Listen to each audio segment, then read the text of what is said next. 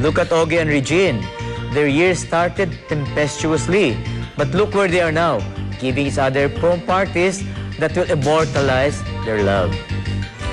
If only for the presence of their kin and friends, masasabing may basbas na sa nakaraang birthday concert ni Ogie Alcacid ang plano nilang pagpapakasal probably next year. The event being a prelude to a bigger celebration last Monday gathered Ogie and Regine's parents and common friends who were just as happy as the couple. And I was so touched kasi finally, after all these years, talagang dito itong gabi na to, na-prove ng nilang dalawa na talagang nagmamahalan sila. And that means a lot to Regine's friends, kami mga kaibigan niya. Looking back, finally coming out in public with their declaration was a tough decision for both Ogie and Regine. Ilang taong din nilang itinago ang well-kept secret na yon from the judgmental public. Siguro basta magpakatotoo ka. I think that's the thing that I learned. Di ko nga alam ba't ako natatakot nun. Well, sabagay, marami din kaming pinoprotektahan. But now, kahit naman anong sabihin mo, kahit ano yung mayroong magiging reaction ng tao, but I think as long as you're true to yourself, then yun lang. Yeah, somebody said that to me, si Ma'am Wilma, sabi niya na kung magpapakatotoo ka, people will accept and wala rin naman silang choice, I guess. Tapos somehow naman kasi makikita din naman nila yung totoong intention sa isa't isa.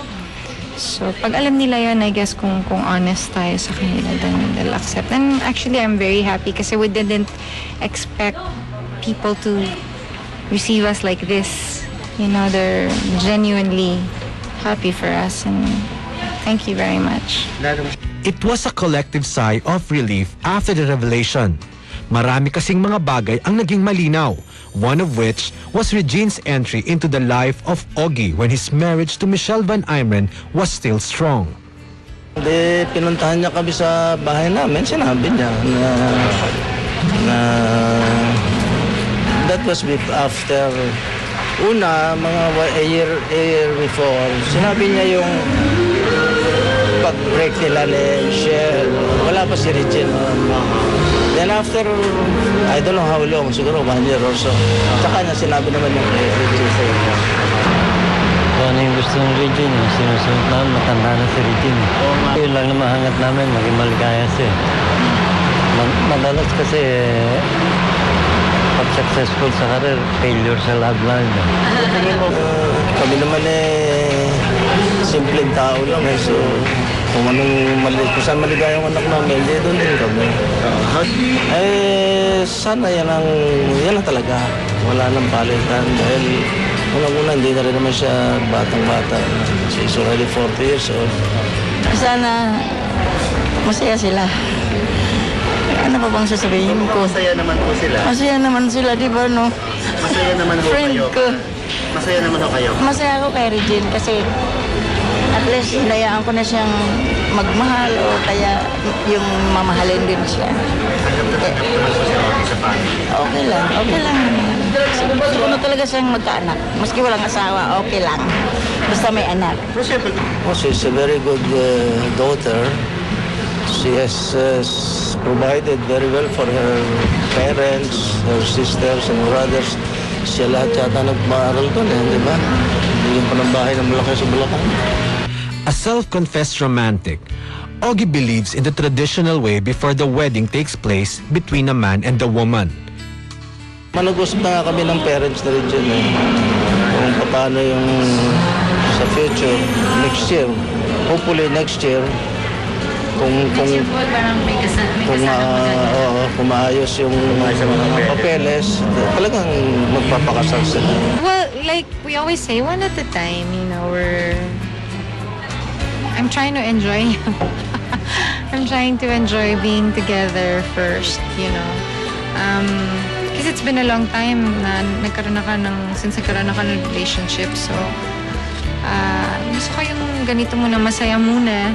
And although I know I'm not getting any younger, pero madami naman ang pwedeng gawin ngayon to get pregnant, I guess. So, Yun, marami pa kasi kami kailangan ayusin, marami pa kailangan isettle. So, one at a time. Sana magkaanak pa sila. Diba? Para lalong tumibay. Mabait naman si Regine. Oo, at saka para, I think, sa nadinig ko lang, gusto ni Jerry na magka-apo kay Reg. Dapat naman talagang ilagay sa ayos yan eh. Hindi naman pwedeng ganyan ang ganyan eh. Unang-una, nababatikos, di ba? Maraming mga detractors din eh, di ba? Lalo na sa babae. Yung sinasabing homewrecker. Hindi naman totoo yun. She came after the breakup. Not before. Ito pagdasal natin. Di ba? Na ayos ang lahat. Alam naman natin yung mga legalities kung wala na pong problema ba eh. Mabilis pa sa alas 6. We look forward to seeing you as a member of our family with great anticipation. I don't know that... Ikaw, gusto mo Hindi. ba akong pakasalan? Hindi, pero yun nga, Gusto we need kita to... pakasalan. Yun nga, we need to settle a lot of things first. Basta ba ayos yun? Dapat hindi ko dindinig yan, ikaw naman. Where is your friend? Makikita nyo na lang na may... Oo, may ganito ka kalaking ring.